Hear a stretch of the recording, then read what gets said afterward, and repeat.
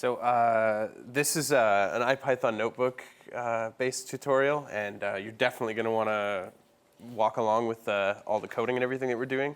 So I'm going to give everybody a few minutes to download that from the URL above there. And then there's a set of dependencies. If you've installed Anaconda, you'll definitely have all of them. It's just NumPy, SciPy, and Matplotlib otherwise. So I'm going to give everybody a couple minutes to do that, and then I'm going to get right into the talk. And don't worry about the wall of text.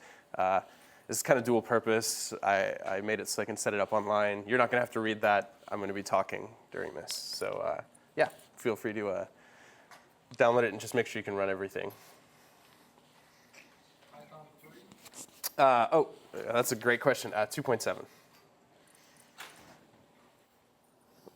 All right, does anybody need a few more minutes to get started with the IPython notebook, or are we good to go? Anyone having any trouble with it? No? All right, quiet crowd.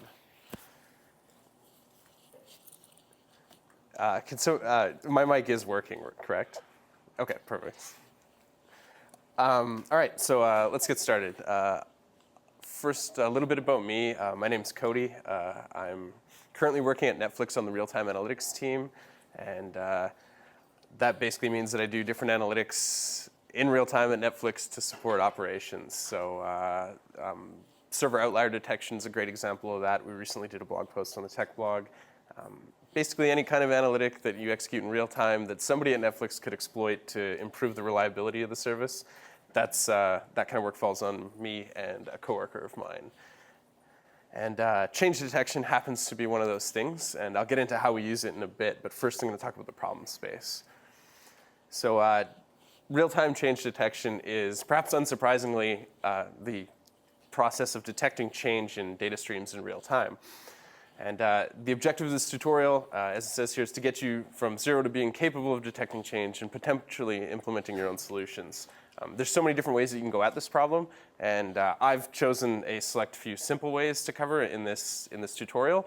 But you can imagine there's probably an infinite number of ways to solve this problem, and we'll talk about a few of the more advanced ones that I couldn't get into at the end of this. But in the meantime, we'll be covering, like I said, some simple techniques. But first, let's come up with a formal definition of our problem, since that's kind of the first thing that we do when we attempt to solve problems like this. So if we have an ordered incoming stream of observations at discrete time intervals, then we can imagine that there's some sort of underlying generating mechanism that's generating these observations. Whether this is the microphone that I'm speaking into right now, for example, or the temperature sensor on the CPU in your laptop, all kinds of different things can be generating the observations that we're seeing. And the thing about these observations are, while they're coming from the generating mechanism, they don't necessarily perfectly represent the state of the mechanism. There's noise. And for example, the temperature sensor on your laptop's processor is producing readings, and we're hoping that they're accurate, but it is not necessarily precisely the temperature of your processor. So the problem of detecting change, then, is simply inferring from the observation stream if there's been a fundamental change to the underlying generating mechanism. So in this case, has the temperature increased, or am I saying something different into this microphone, for example? So in this tutorial, for practical purposes, we're just going to generate some synthetic data, and we'll use that to do the majority of our analysis. But I've also brought some data that we captured at Netflix. And this is real data that this, or at least algorithms like this, had to detect and catch a problem. We'll talk a little bit more about the data a little further down in the tutorial. But the objective here is essentially to explore online techniques which operate on data streams that we've not yet completely captured. So the fact that we're generating data or running batch analysis here doesn't mean that these techniques don't work on live streaming data. And in fact, we're going to fake the streaming in this tutorial. So a great example of change detection in an offline fashion anyway. Has anyone read Bayesian Methods for Hackers? Can I get a show of hands? Okay. So that's Cam's book. I don't know if he's in the room. I know he's attending the conference. Anyway, in Bayesian Methods for Hackers, Cam provides a sequence of observations that are his daily texting counts, and he attempts to determine if his texting habits had changed over the course of, it says the month here, but it's about 75 days from the looks of it. So I've shamelessly stolen the image from Cam's book, and essentially the problem that he solves in his book is determining whether or not later in the month he had different texting habits than the start of the month. And it's a bit difficult to tell visually, but he determines in the book that he does in fact have different texting habits. In fact, he estimates distributional parameters for both stages as well as probabilities for which day it switched on. So our analysis will be similar to that, but again, it's streaming. We don't have the whole window to look at. We can't try and pick a point somewhere in the middle. In this analysis here, I think it ended up being around day 45. But we don't have the luxury of being able to do that. We're observing our sequences one at a time, and we want to trigger an alert as soon as possible when we've detected change. So here's some good examples of how this might manifest itself in data. We've got some relatively well-behaved data stream here, and at some point, the standard deviation of this stream increases quite a bit. Although you'll notice that the mean of the stream is still relatively the same. And that's important later, because this is one class of problem that we'll find. And of course, the inverse of this as well. And finally, perhaps the more familiar mean shift, where the actual mean or behavior of the data changes fundamentally. So where might you find this useful? Well, I gave a couple of examples earlier, but basically any metric on which you'd want to be alerted on change, this might be effective. Something that should stay relatively constant, like a server room temperature, for example, although a threshold might be more appropriate in that case, as it says here, or something that drifts over time, such as like your signups per hour for a small startup, for example. And how I use this at Netflix is it's part of a larger analytics suite, so oftentimes you can ask for some sort of analytic and end it with, has this metric changed? But one of the places where it's just used directly is the call center at Netflix. So we get a certain number of calls per day saying a device doesn't work, and there's the generating mechanism is obviously the behavior of that device, and if that changes fundamentally, that probably means that there's a problem with the device. So here's an example of a specific device and the volume of calls at Netflix. You can imagine that right around the 600 mark, there was probably a problem with that device. And after we go through everything here, we'll get to tackling this data set and see if we were able to detect that, or see if we were capable of detecting that. But before we do, let's talk about a couple of challenges here. These terms probably aren't very unfamiliar. They're probably fairly familiar if you do any sort of work with data. But false positives is a big one, especially if you're alerting people. If you're waking people up in the middle of the night, false positives is something you're going to want to consider and try and minimize. You don't want to wake somebody up for effectively nothing. People quickly learn to ignore your alerts. False negatives is the opposite, and this is sometimes a bit less serious, but failing to detect something can also be a big deal. And then detection lag, because the ops people that I work with are constantly pushing me to detect things quicker, making my job difficult. So as we move along with this tutorial, we're going to implement a handful of components to support this framework, or to support this problem. We're going to write a detector framework, some generators, a simulation framework.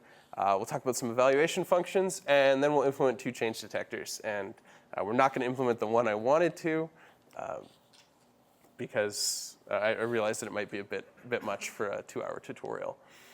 So here's a quick tutorial schedule, and you can take a look at it there. I don't know how well I'll stick to that, but if I could get everybody to run the imports one there and just make sure that you're importing everything correctly and that you don't get any errors, just put your mouse in there and press Control-Enter.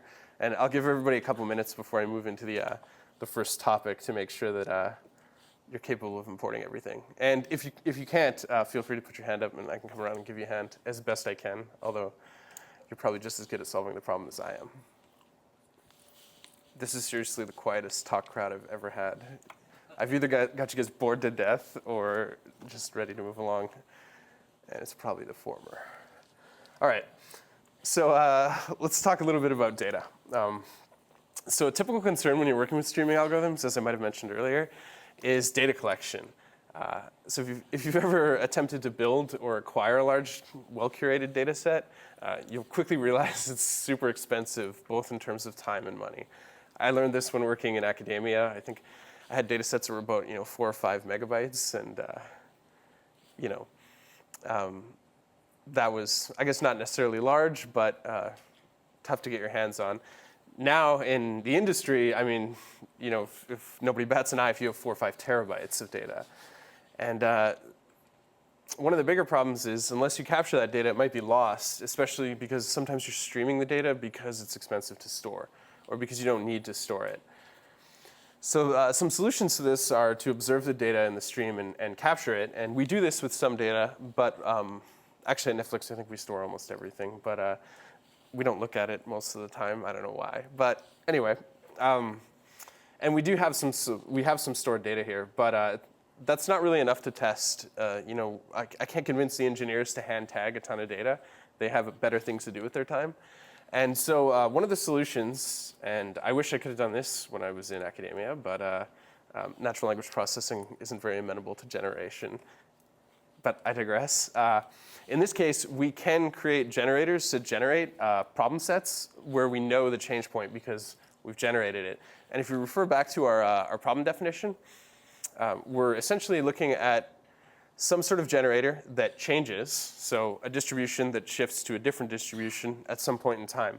And we can write generators that will perfectly simulate this problem. And so that's actually what we're going to do here. So our base generator object kind of just lays out our interface, and it's pretty simple. You'll perform some sort of setup in the initialization. If you require any parameters, we'll take it there. And then the get method, which takes no parameters, should just return the next data point in the iteration, or in the next data point in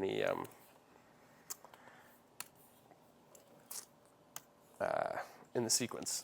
So we're just going to go through a handful of generators here. I've implemented a bunch. You actually have even the one that we're going to type in because I couldn't get the proper multiple screens set up here so that I could have the implementation and type it out. So, but we'll type out the last one together. So this first distribution generator that we have essentially just takes the SciPy distribution and its keyword arguments and returns a random variate from it during each call to get. Or I should have named that next. I probably should have implemented the iterator interface, but I didn't. So in this case, you might ask yourself, why is a single distribution generator useful when performing change detection? Well, this is actually really good for determining when an algorithm might generate a false positive. If your entire generator is drawing on a single distribution, then we know it doesn't change. So you can run your detection algorithms against that and determine if it would have produced a false positive. It should essentially detect no change when running with that one. And so the next one we have is a changing distribution generator. And this one's basically the same concept, except for you provide 2 distributions, 2 sets of keyword arguments, and a change point. And before a change point, we'll sample the first distribution, and after the change point, we'll sample the second distribution.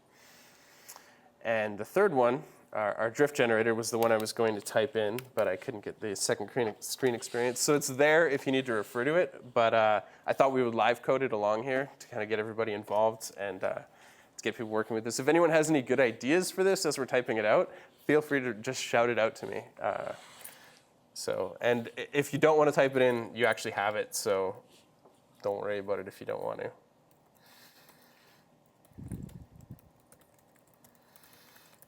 And I'm going to be talking out loud while we do this, but I'm actually going to steal the comments from this because it's kind of uninteresting for you guys to have to type that in again.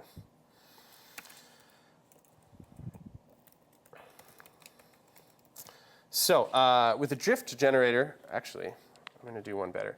So the problem we're trying to solve with a drift generator is essentially we want the same thing as a changing generator, but we don't want it to be abrupt.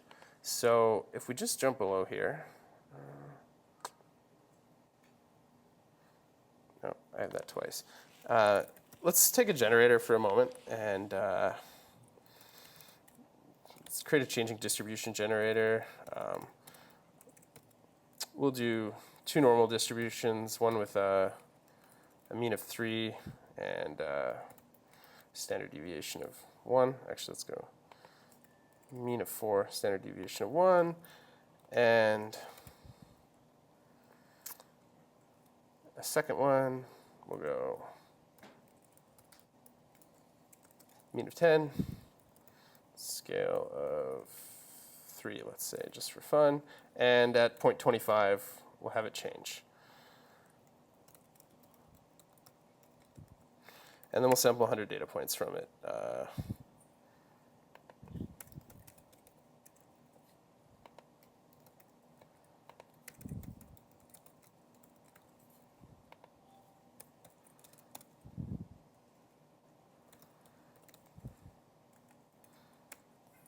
Perfect. So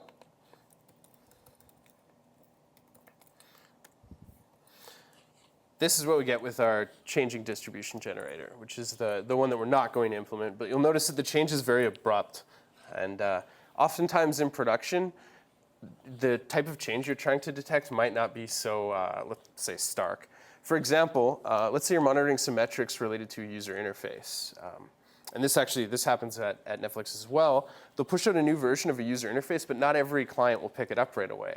So the metric you're monitoring is going to be some mixture, generally linearly increasing to your new version, but it'll be some mixture of the old version and the new version generating the metrics. And what we're doing here with the simulator is we'd like to create a generator that can generate a similar data stream. So basically one that gradually changes from the old distribution to the new distribution by performing a mixture of the two. On this? Yeah, there we go. So if you're familiar with the SciPy stats distributions, these are just the keyword arguments for it. But I'll leave it there for a moment. Yep. I had a more general goal question. Yeah. So what's the region of false positive and true positive we like to operate in? What rates are acceptable? So generally speaking, the ops people like to work with, they just like to use root mean squared error. So they like to treat false positives and false negatives equally.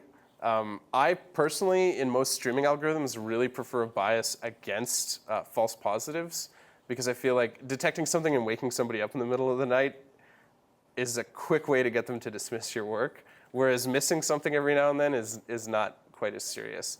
So I actually don't have any hard data on it because if we miss something, I might not even know we missed it. But as for the true positive rate, it seems to be pretty good. It seems to be acceptable for the end users. So it's tough to gather some real statistics on it because we tend to run these over really high granularity, or I guess low granularity, and high dimensionality data sets. For example, like I said, we run this against our devices, and there are thousands of devices that stream Netflix, and this runs against the large set of them. So, I mean, there might be things that go on that nobody ever notices. So, yeah, it's very tough to get actual performance metrics. But we might find out later in this tutorial how well it does against generators. All right. So if everyone's ready, we'll go ahead and implement the drift generator. Although I'm actually going to, hadn't written that out, but I'm actually going to copy our changing distribution generator because it's so similar. And I'm just going to paste it right over here.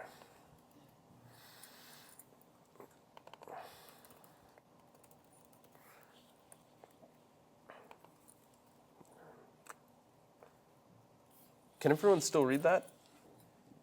Can anyone not read that? No? Okay. I guess most of you have it on your laptop. So in this case, all we want to do is essentially we want a number of time steps for which this distribution should drift over to the new version instead of, or into the new distribution instead of just abruptly changing over. So I'm just going to add a parameter called steps, and we will make steps a member variable of our class as well. And there's one other thing we're going to need, and that's some sort of a change gradient for shifting over to the new distribution. So I'm going to create that as well.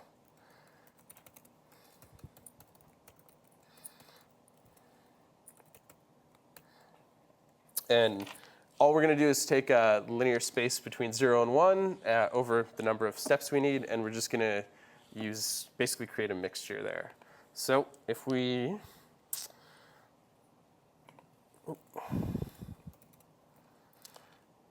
just go down to our get method here, prior to the change point, we just want to return the first distribution. But then if our current position is, let's see here, greater than the change point and less than the change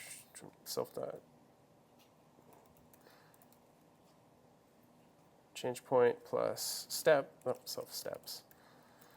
So if we haven't completely passed the gradient yet, then we would like to figure out what that is. So change gradient at self.position.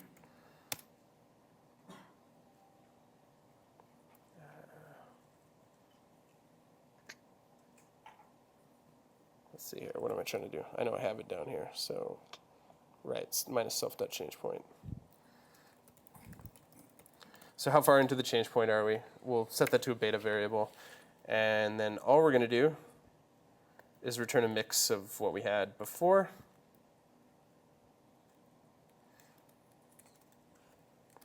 One minus beta times our first distribution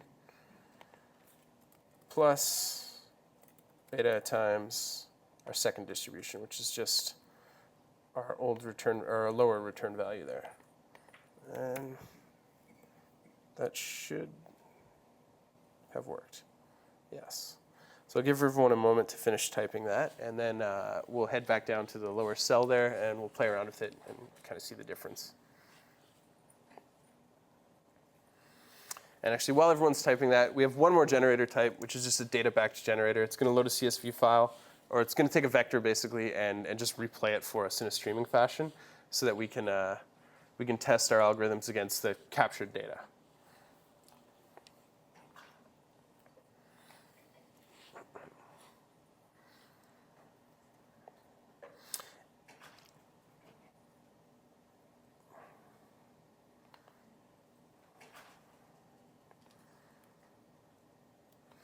And if anyone's wondering what I did there, I just deleted the old version of the code there. But you should still have that.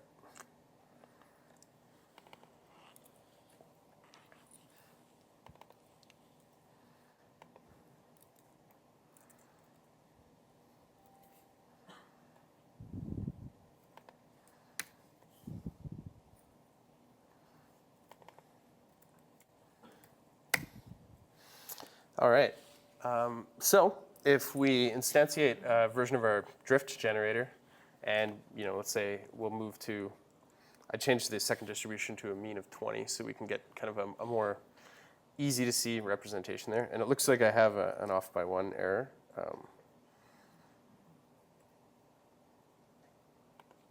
I do too.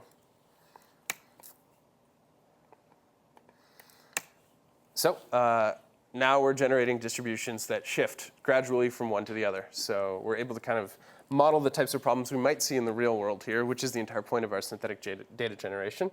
And we're able to model constant data streams as well using the distribution generator. So with that, we can generate data streams, and we might spend 5 or 10 minutes playing with it here. I can come around and help anybody who has any trouble. You can give it a shot. Try and generate this line, or a line like this line, a randomly generated similar line, and that's the first component we need before we move on to evaluation, which is just a quick section, and we'll get right into the change detectors. So is anybody having any trouble with the drift generator?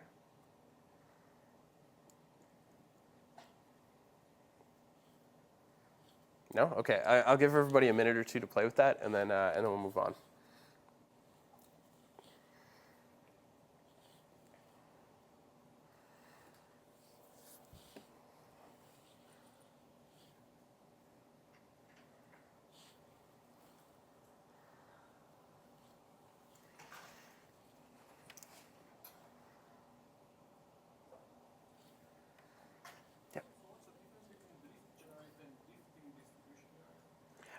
Nothing. I had originally intended to have one as a reference and type the other one in, but then I added them into the code so that people who couldn't type them out or couldn't figure it out could have them and whatnot. They are identical, or at least they should be.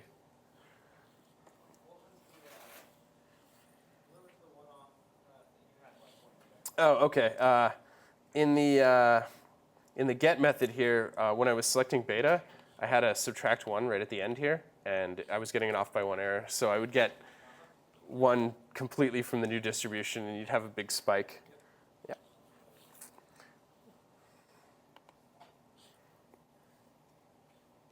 Everyone get to move along?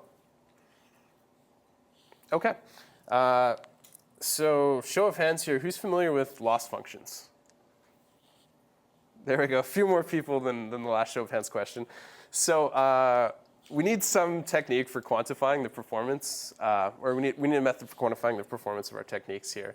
And what this will do is allow us to objectively compare 2 techniques. We can say one's better than the other because it generates less loss.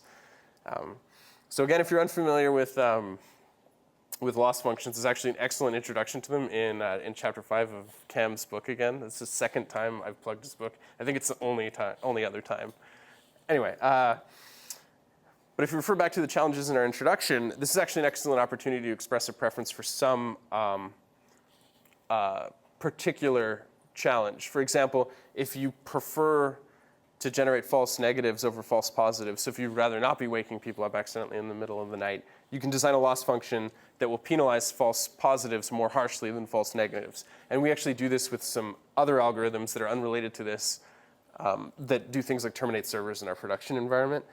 We will bias it against false positives because we'd really rather not be killing perfectly healthy servers. Anyway, yeah, so you might want to look into loss functions if you're interested in evaluating this on a more in-depth level. But we've stayed pretty simple here. So what we'll be doing is root squared error loss. So we're just taking the square of the difference between the known change point and the point we've detected. So if we detect 5 time steps early, it's 5 squared, 25, and then the square root of that, which would be 5 again. Or if we detect 5 minutes late, same thing.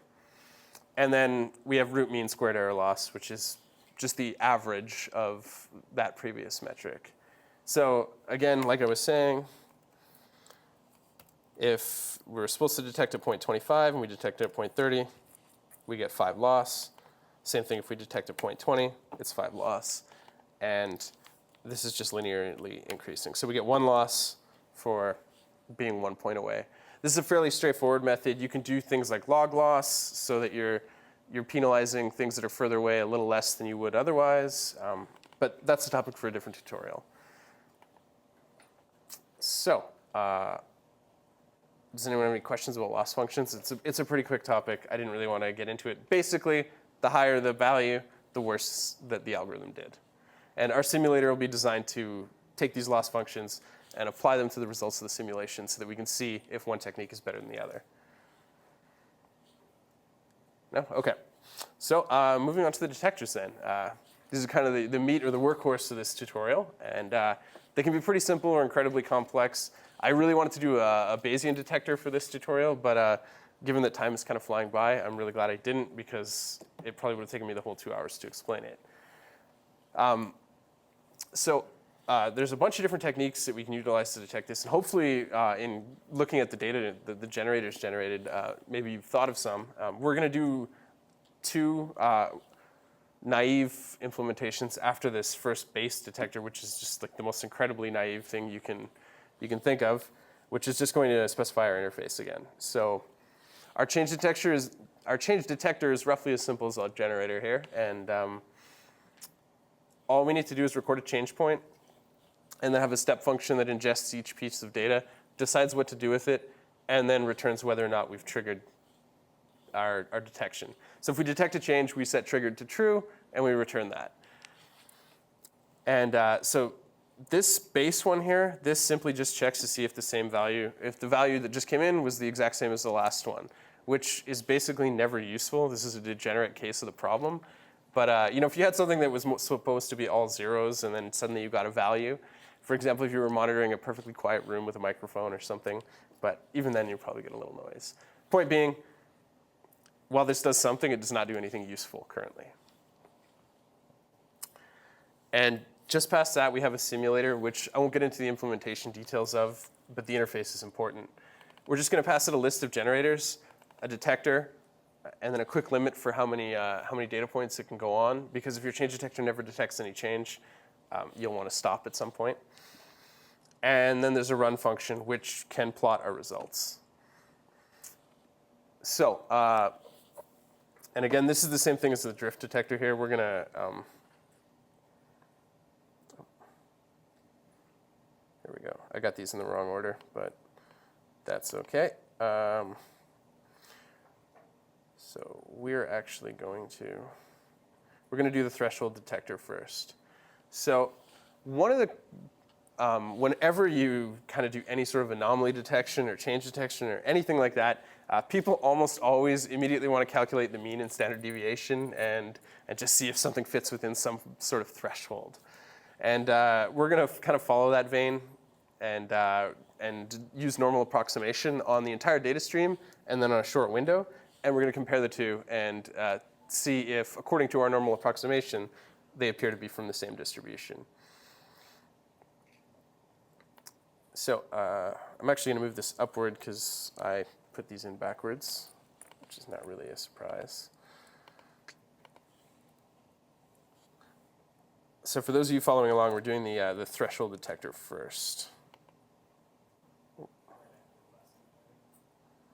Yes.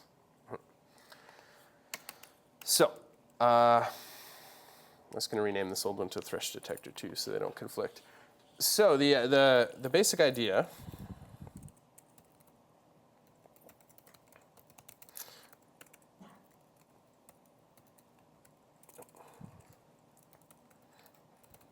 is we're going to come up with some sort of a threshold. So in this case, it'll be just a ratio threshold.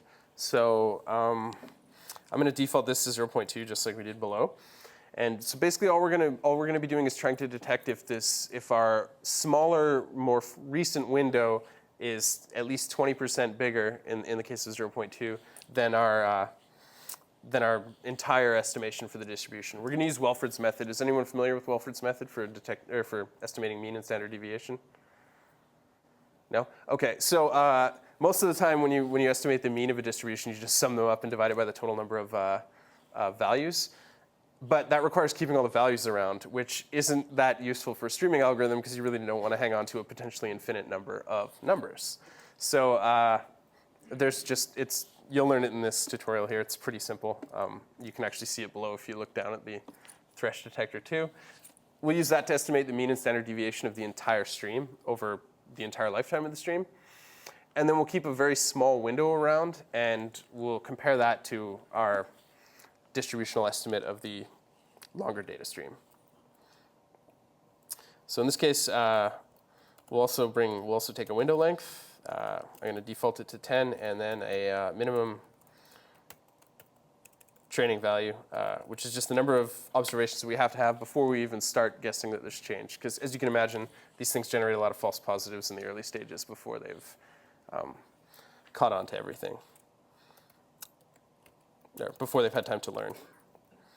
So we're just going to use a double-ended queue for our window because it has all of the properties that we'd like. And by that I mean if we append a value past the max length, it'll kick the oldest value out, which is exactly what we want to do for a sliding window. So we'll use a double-ended queue for our window. And then, oh, there is two. And a second typo. Perfect. Thank you.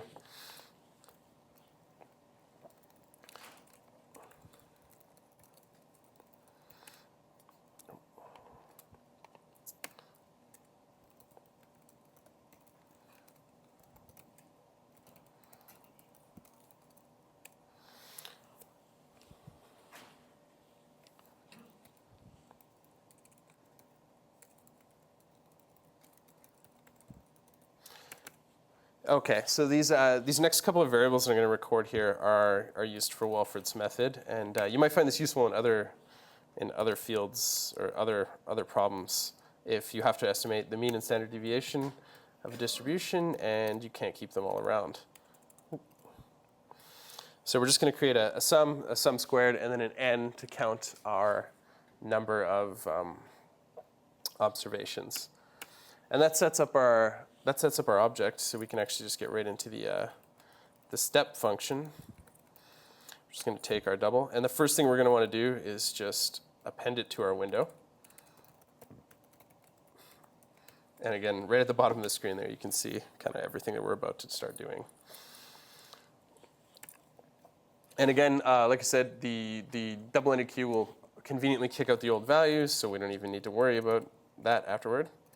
So we'll just increase our count by 1, and then we're going to add to sum the new datum that we've observed, and to sum squared the square of the new datum.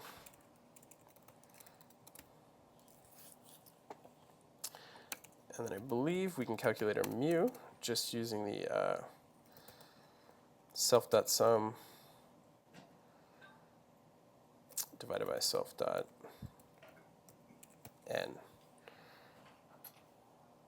Yes.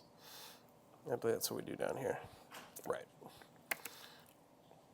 So that should be intuitive to anybody who's ever worked with a mean. I imagine most people in this room have. If you have the sum of all the values, you only have to keep around one double instead of all the doubles. And if you have the count, that's all you need. So you can use that to estimate the mean of any streaming distribution, or any set of streaming values. So if we have observed more than our minimum training number, then we can go ahead and perform some form of analysis. And I'm just going to write pass there for now, so I can write return self.triggered. Yeah. So underneath this if statement here, this is where we're going to want to perform the bulk of our analysis. And all we're going to do is basically calculate the ratio between the two, and then I'm actually going to copy this because it's a long formula, but we'll calculate the ratio between the two, and then we'll determine if we want to trigger or not. So in this case, the variance is calculated just by this formula, which is essentially dividing the sum squared minus the number of observations times the mean squared, and then dividing that by 1 subtracted from the number of observations. That gets us our variance, and then we can get our standard deviation just by taking the square root of the variance. So now we can calculate the ratio of the summary statistics, which will be the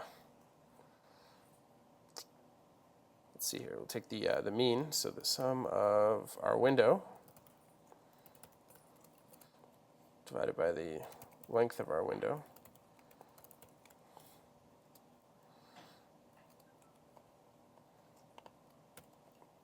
divided by our estimated mean.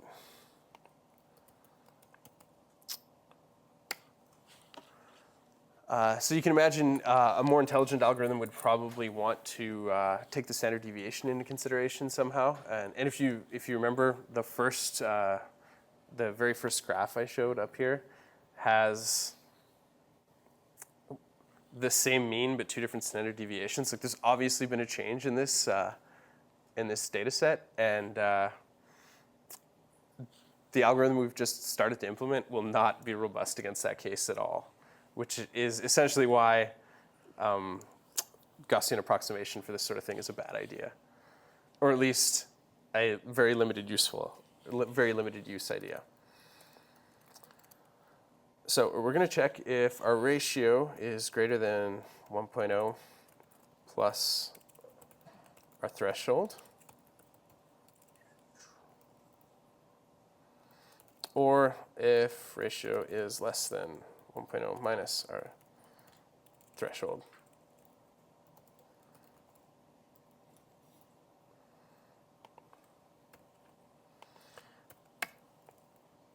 And if either of these are the case,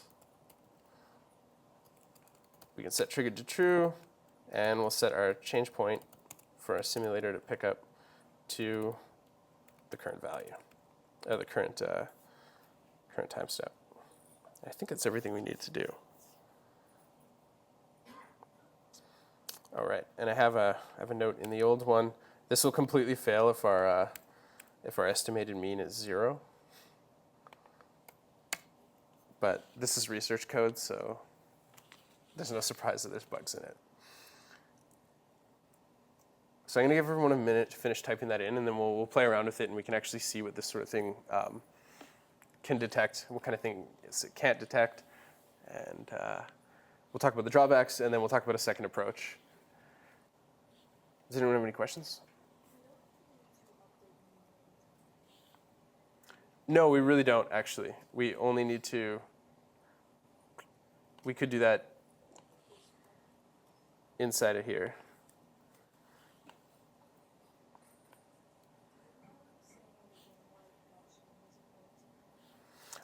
Yeah, absolutely. So if you take a look at the, we're comparing the mean of these two distributions.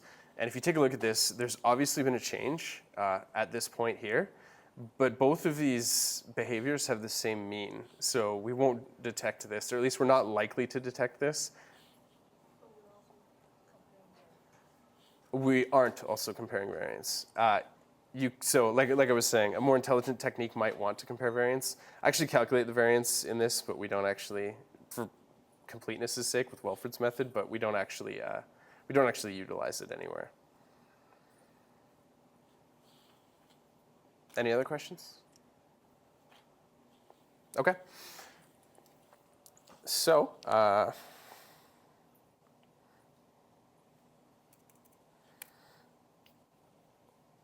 let's take another. I need to delete this. There we go.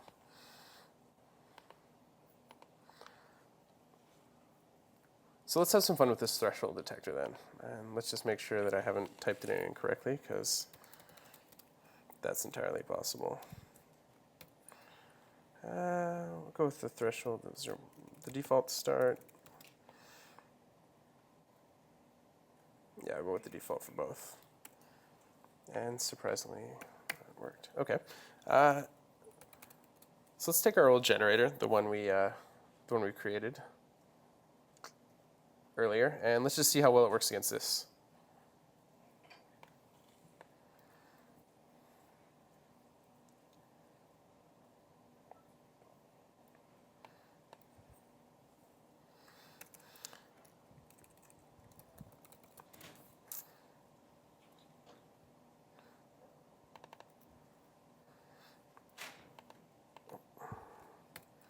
So our simulator takes a list of generators, and we're just going to feed it the one right now, our detector, which it will clone, so you only have to instantiate it once, and then a limit. And we'll go with the default limit, 1200. Oh, right. So if we just call our simulator's run method, and we'll set plot to true so we can see what's going on, you'll notice that the black bar is our known change point, and the red bar is our detected change point. So this took us 26 extra time steps to detect this change, which is kind of poor, but this boils it down to essentially a parameter selection problem. So if we got more sensitive, say we only wanted, apparently 10% change won't work that well either. Oh, right, because I have a minimum of 50 steps for the detection. Let's push this out a little more. 250, change will take 100. There we go. So the change happens at 250, and with 10%, it actually triggers far too early. There you go. So that's roughly a good, halfway decent parameter set for this. There's a change point at, let's call it 250 minutes, and this algorithm with a 20% sensitivity and a window size of 10 detects the change at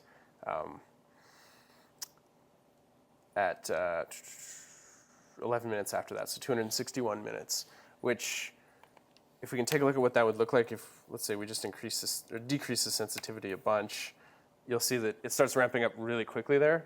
So with 20% sensitivity, we're actually catching the change really quickly, which would be useful. I mean, this shift here hardly looks like it's outside the bounds of noise, but I was able to detect it there. And I just got kind of lucky selecting the parameters there. So it's not always that easy to do. So this is probably a good opportunity to take a few minutes, stop, let people play with the generators and plug in the different parameters to the detector and try out different things with the generator. I'm going to do the same thing up here, but I'll answer any questions that anyone has, and I'll come around and help anybody if anyone's having any issues with it. Yeah, otherwise, I would recommend trying a few different generators. Even the distribution generator that doesn't change might be a good one to play with here. Is that a practical question? Yeah. So when you're detecting anomalies using something like this, the question then becomes, do you include that anomaly in subsequent calculations, string analysis? And you do that in Netflix, you're having humans look at it and say yes or no. Because the anomaly will, if you're especially like unit variance, you get one anomaly and it blows subsequent measurements out of water. That's a really reasonable question, and it tends to really depend on what you're doing. So we have a tool, for example, it's called Canary Analysis at Netflix. That's another one that my team owns, and it kind of treats builds as black boxes and statistically compares the two. And there's a big argument internally right now as to whether or not we should include anomalous and outlying boxes in the analysis, because the fact that they exist says something about the data. But on the flip side, you're right, for statistical comparison, they really kind of throw everything off. So in this case, generally speaking, I would remove them for most analysis, depending on what you're doing. Like I do another analysis where we configure networking libraries, and obviously we strip out the anomalies before configuring a timeout, for example. So I'd say whether or not you would include or not include an anomaly really depends on the purpose of the analysis. I mean, if their presence is meaningful in some way to your analysis, then you're probably going to want to keep them in. For example, the Canary analysis, right? If your build generates more anomalous servers, then that's a piece of information that people are going to want to know, despite the fact that it throws off the actual analysis.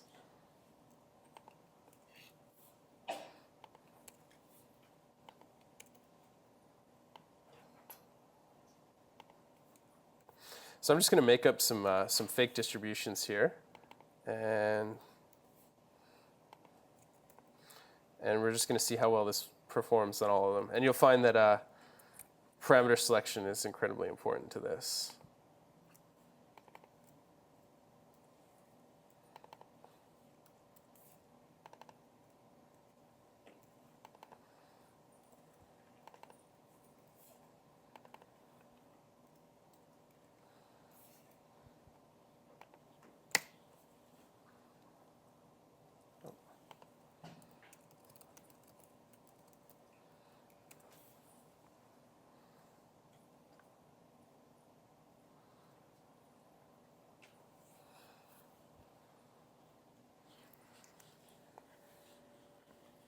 Okay, so I just ran it here with 4 semi-randomly generated distributions, all using our drift generator. And you'll notice a few of them are really close, like this one, which I guess is our first distribution, which I changed. It detects it almost immediately. We get a false positive early here. This one's fairly close, looks like about 25 points off. And this one is just way off, another early false positive. And we averaged 239 minutes of error time, which is not that great. But so I'm going to keep generating kind of some fake data sets while you guys play with that, and I'll continue to answer any questions for the next couple of minutes. Then we'll move on to the second detector, and we'll kind of pit the two against each other and see which one performs better. And then we'll get into talking about techniques that you actually might want to use after we go through the case study. So I've created 4 generators here, and they kind of represent our previous distributions that we looked at, or the types of problems that we might run into here, these 3. The low standard deviation to high standard deviation to low standard deviation, and then a mean shift. And you'll notice the mean stays the same in both of these two. And we've run our simulations against these. And so let's see here. Our first distribution is a low mean, low standard deviation to high mean, high standard deviation. And change occurs at 250, and we detected it almost right away.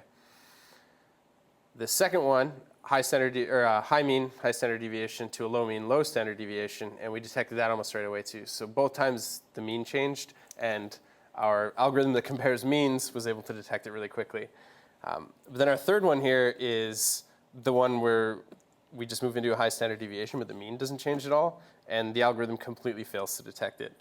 In fact, it scores 800 points of loss here, which is almost all of our average loss. And then in the last function here, we go from a mean of 55 and a standard deviation of 10 down to 20 and 3. And we do okay. We don't do great, but it's a bit difficult to even see visually, so you can imagine the algorithm kind of suffers from a similar problem. The change is rather subtle, and as a result, it takes us a little while to do it, especially because we spend 125 time steps shifting over to the new distribution. So given that, it actually did halfway decently there. But, oh, yep. The first graph, how do you interpret that again? It looks like it's detecting it earlier than. Yeah, it is. So in this case, it's actually a false positive slightly early. Mm-hmm. And that might just be due to the, might be on top. No, okay, yeah, that is a false positive there. So that's kind of interesting. I'd be curious to look into why that happened. Probably, that's true. Yeah, there we go. Problem solved. There we go, perfect. Anyway, really similar behavior though, you notice. So this one, it detected it slightly late this time, but again, pretty close. Completely dropped the ball on the one that didn't shift the mean, even though visually speaking, you can tell that clearly there was a change in these two distributions. So if everyone is, oh, yep. This is more of a question from your experience. Have you seen issues which are intermittent, so you are able to catch but they keep happening? Oh, sorry, can I get you to repeat yourself? No, so I was asking if you've seen intermittent issues happening at that place, and the algorithm is too late to catch them. Similar issues have happened multiple times. Would you even know of that kind of intermittent issue existing? So to get sidetracked a little bit, the system I work on, it records about 1.2 billion unique time series. So usually when something goes on that it doesn't catch, I don't even know. And that's one of the reasons that we're creating automated algorithms to kind of root these problems out and alert us, because plenty of things go by that we have absolutely no idea has even happened. But you said you stored all the data. Yeah. Yeah, so I'm on the real-time analytics team, so the stuff I do operates in real time. The data science team stores the data, and I'm sure they find it eventually, but I mean, maybe I should open a dialogue with them where they can throw things at me that I missed. All right, so we're going to move on to the second change detector then, if everyone is good to move along, and we'll pit the two against each other afterward. I had really wanted to do a Bayesian change detector, but given that over an hour has already passed, I'm really glad I didn't, because depending on your background, it may or may not be very easy to get. So I did something really naive instead, kind of like the first detector. So in this case, I created what I called a windowed Monte Carlo detector, and all we're going to do is take two windows of different lengths, one of them longer than the other one, and we're going to Monte Carlo sample them some amount of times, let's say 1,000, which is what I've entered here. And then we're going to take a look at the highest density interval on the difference, and let's say let's say I defaulted to 95%. So we'll take the 95% highest density interval, and we'll see if 0 exists on that interval. And if it does, we can say confidently that it's possible the two are the same. But if 0 is outside the 95% highest density interval, we're going to say that that's different enough for us to say that these two distributions might be different, and we'll trigger a change. So I'm just going to write that out now, and I'll explain it. I'll just call my second one, actually.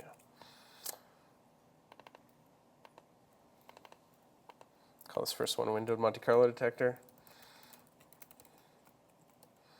Probably didn't even inherit from change detector on the last one here. No, I didn't.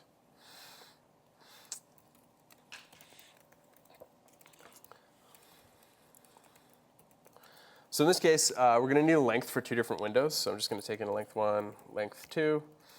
And let's get this stuff out of the way. And then we're going to need a few other small things, like the number of samples that we're going to want to perform at each time step. If you're doing this in production, you might not even sample at every time step because it's rather expensive to do, and it's really unnecessary to do it every time step. But since this is small data and we're running on my local machine or your local machine, we're just going to go ahead and do the thing we shouldn't do anyway. We're going to set a confidence, which in this case is just going to be the highest density interval. And is everybody familiar with an HDI? No? OK. So when you're looking at a distribution, the highest density interval is just the shortest interval on that distribution that contains a certain percentage of the data. So when I say the 95% highest density interval, I'm talking about the shortest interval on that distribution that contains 95% of the data. So if you're looking at a perfect bell curve, for example, this is just your plus or minus, was it 2 standard deviations for 95, roughly? In either direction, that would be that interval. And it's a little more useful on probability masses, which is what we'll be creating when we Monte Carlo sample the two. And we're just basically saying, if we took the shortest, I guess the tightest 95% of the data, is 0 in there somewhere? And if it is, then we're going to assume that the two are the same. And again, we're going to take a min samples because if we have some sort of small number, we might generate a false negative, or false positive rather. So we're going to use the same technique for the windows.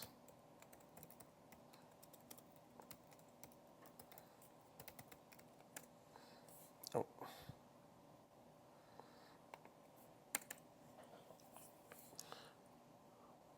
And what else do we need to do? Oh yeah, record this stuff. So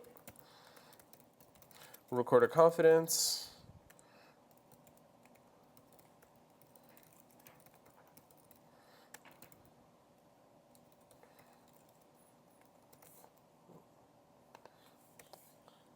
And we'll set that we haven't triggered, and we will also record the number of data points.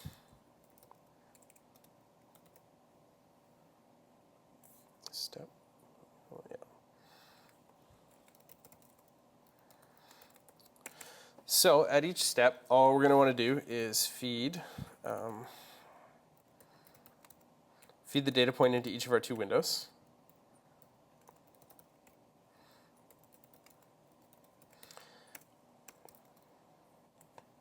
And increment our n. And the really fun part about Monte Carlo sampling is that we get to do basically just randomly sample a bunch of numbers, and we don't really have to do any sort of detailed analysis here. So if our n value is greater than our min samples, we're ready to start analyzing. And you'll notice right away, by using this min samples thing, we introduce a bit of a weakness into our detector. If the change occurs way before the min samples has occurred, we won't detect it until we've gone through min samples. And I didn't mention it, but we actually saw that earlier when we had a change occur at 25, and the detector didn't catch it until 51, because the detector wasn't even asking the question if they were different or not until it got to step 50. So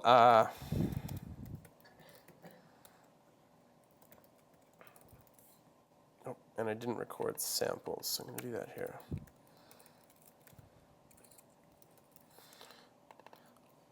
So basically, we're going to create a NumPy array of samples diff, or samples zeros, which in this case is 1,000. And then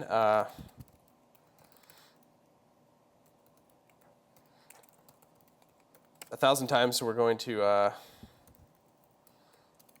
set the diff to random choice from each window.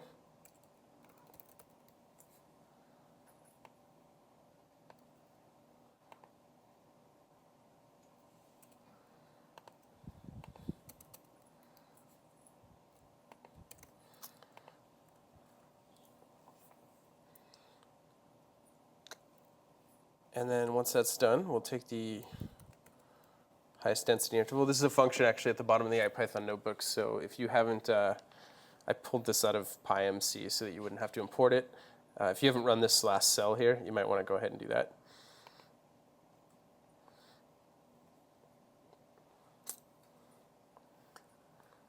Right. So we'll record our HDI min, HDI max. So just going to take the highest density interval on our newly computed diffs, and we'll use whatever confidence we specified.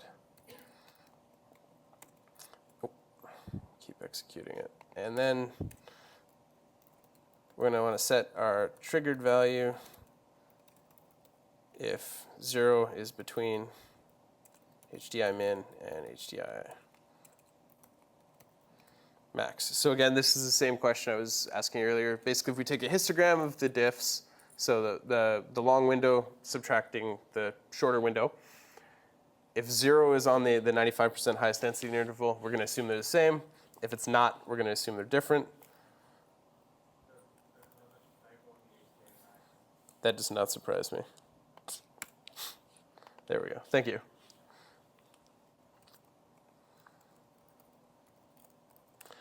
And then if we've triggered, we're just going to set our change point to our n value.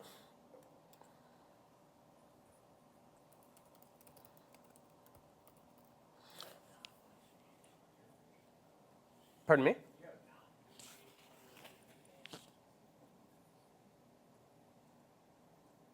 Oh, right, yeah.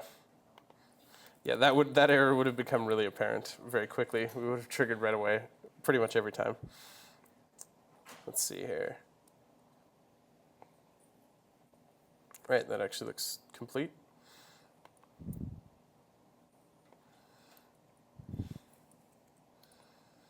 So let's see if this one runs. It does. Okay, so I'm just going to go ahead and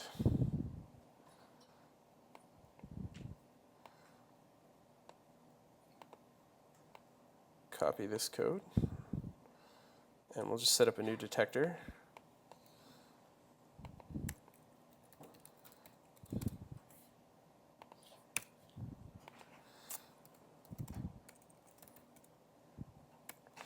Window of Monte Carlo detector, and we'll go ahead and we'll use a window of length, let's say 100, and a window of length 25.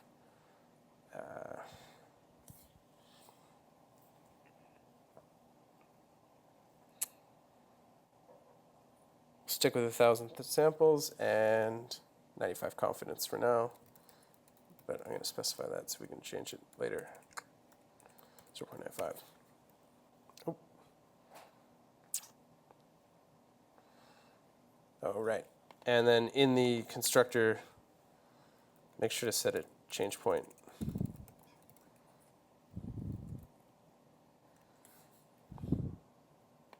So that we don't get an error like that. There we go. So this technique did incredibly poorly. I don't think it detected a single change.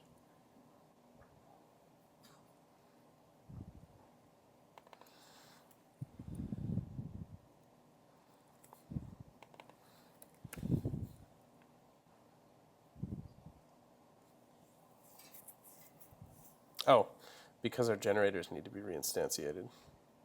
They're not changing.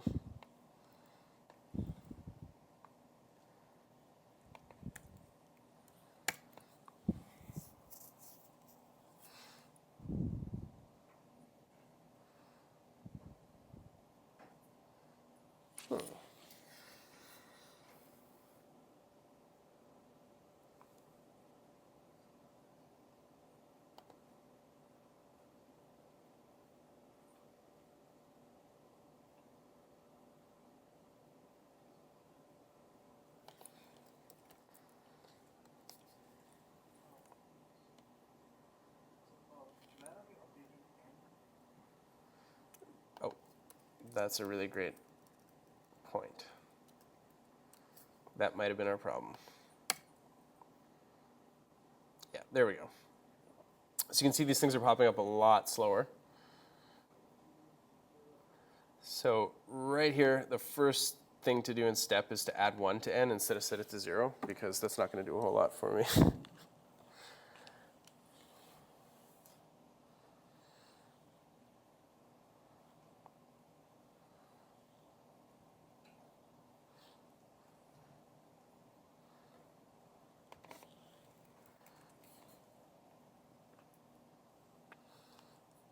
So you notice this thing's a lot slower. These things are taking, a few seconds each to pop up.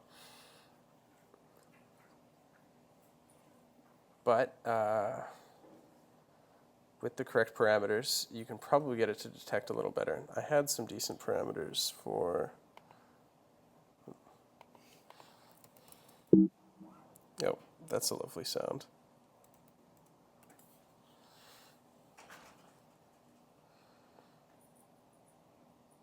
$110,000. Oh, right, yeah. Yeah, the 95% confidence is kind of a high requirement. Let's lower that.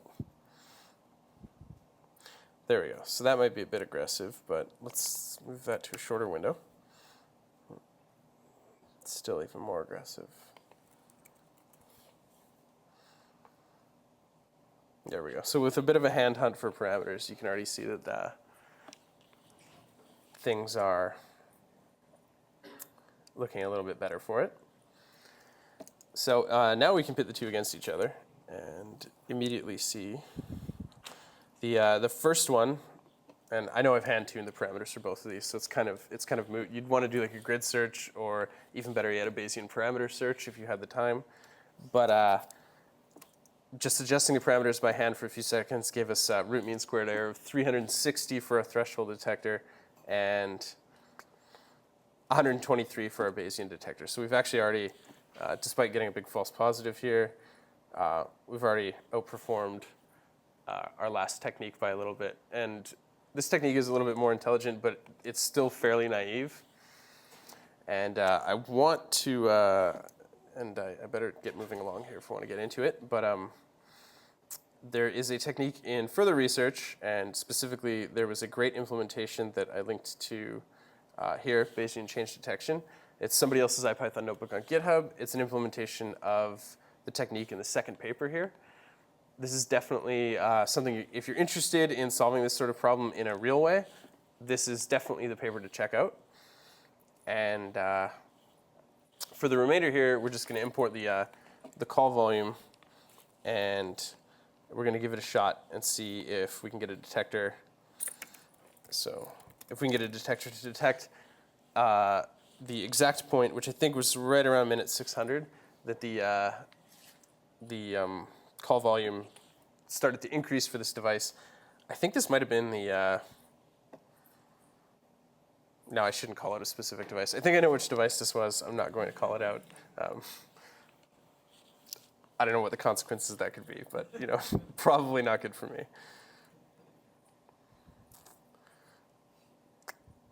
So I'm going to take our, can't even remember what I called it, data-backed generator.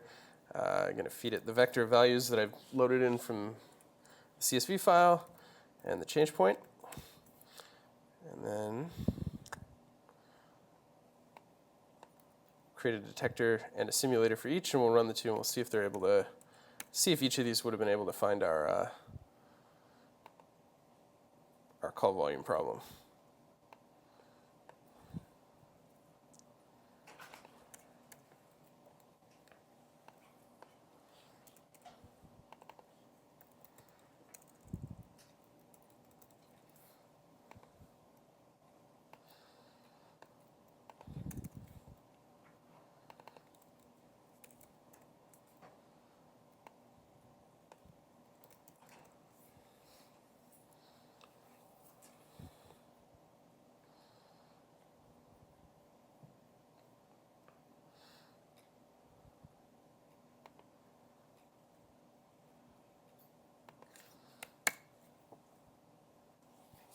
All right, so with the default parameters that we'd chosen there. The looks like the Monte Carlo generator, or the Monte Carlo detector detects it almost right away, 11 minutes late, which that'd be great. I guess we just got lucky there with the parameters. That would be great at Netflix if you could be alerted 11 minutes after a really low volume device. And I happen to know this is a low volume device, and this is one of the problems that we're attempting to solve here, is that sometimes nobody's streaming on these devices, so it's really tough to tell if there's just a problem or if just nobody's using the device. Like, I mean, there's some smart TVs that have like 10 users, for example. That's the type of thing we detect here. Looks like the threshold-based detector did a really poor job, but that's because we only asked for a 20% difference, and this is pretty spiky data. So if we move that up to like 120% difference, it looks like it doesn't even detect it at all at that point, but somewhere in between there is a parameter that'll probably work halfway decently. Oh, no, wait. It did. Let's move that up even further. Let's do like a 200% difference. Getting close. Larger window. Getting even closer. So yeah, that's the type of thing you'd want to do a grid search over to determine proper parameters. And again, tag data kind of helps here, but it's generally really unavailable, especially in the ops space where I'm working. So, I mean, I guess I can give everybody some time to play around with that while we do the Q&A if you guys have any more questions. And if not, I really highly recommend checking out the paper and the implementation here for Bayesian online change point detection, because it's a pretty fascinating topic if that's the sort of thing that you're into. Essentially, what you're modeling in this paper, and I won't get into explaining all the details because we're pretty short on time, but effectively at every point you're modeling the likelihood of observing an unchanged window of the length you're at, and then the probability that the current point you're at now is the change detection. And I think the really neat part about Bayesian techniques is that you do get these human readable probabilities out of them, and so it's kind of nice, for some of these, I mean, I guess for this you can say there was a 20% change, or we were not confident that the two distributions were the same based on the difference, but the Bayesian techniques, you straight up get, there's an 80% likelihood that this data point is the point at which it changed, which is very informative for people. I find oftentimes when you deploy algorithms like this, that's one of the first things people ask is like, and for this, it's somewhat simple, but for a lot of more involved machine learning algorithms, answering why it came to a specific conclusion is not necessarily an easy thing to do. So with that, I'll open up the Q&A, and I'll let people play around with this a little more, and I can come around and help you if you need help. What's the intuition behind the windows? So we're answering a bit of a different question with the two-window approach. With the first approach, we used Welford's method to estimate some summary statistics for the whole distribution, or for the whole stream up to now. For the multi-windowed approach, we're basically asking, does our shorter recent window look like it was sampled from the same distribution as our longer window? But again, because we're hanging on to data, we only want to hang on to a certain window worth of data. Because if you were to hang on to the whole stream, it would quickly become something you'd want to run on Hadoop and wait an hour for an answer instead of a few seconds, or ideally far less than a few seconds. Yep. Is there any, I guess if you're thinking about multi-stream detection, because there may be, like in your example, there may be a drop-off in usage and a spike in calls at the same time. Yeah. Have you considered any approaches in that realm? Yeah, we do have some. It's not based on this. I think it was a bit much for a tutorial, but we have some clustering-based approaches that essentially look at the relationship between two variables, and when that relationship behaves differently than you would expect it to. So in that case, when two variables that are normally correlated or anti-correlated behave in the complete opposite manner, you would alert on that sort of thing. How would you build in known fluctuations? For instance, you're using higher on weekends, don't want to alert. So for something like this, for techniques that are as simple as the ones that we're using right now, you would essentially have to use window length that included your weekends and whatnot, which again weaken it against detecting subtle changes because, I guess how do I put it? Let's say you're measuring error rates, which would, let's say, naturally be higher on a weekend because you have more traffic.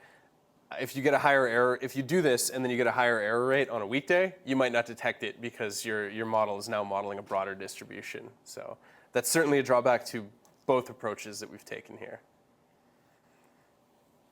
Yep. At that point, would you, this is slightly naive, but would you potentially also normalize for like effects that occur on a weekly or yearly basis? Yeah,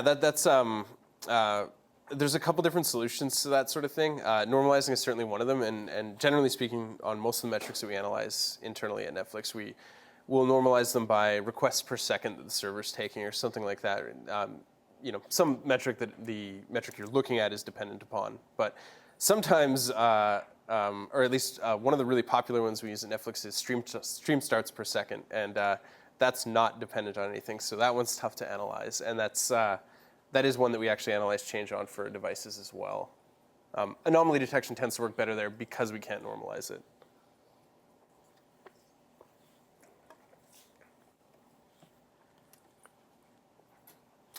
All right, well, if there aren't any more questions, I guess I'll wrap it up, but I'll stick around until whenever this is supposed to end, 5:10, I think, 5:20, and I'll help anybody out that needs any help. Thanks for sticking around.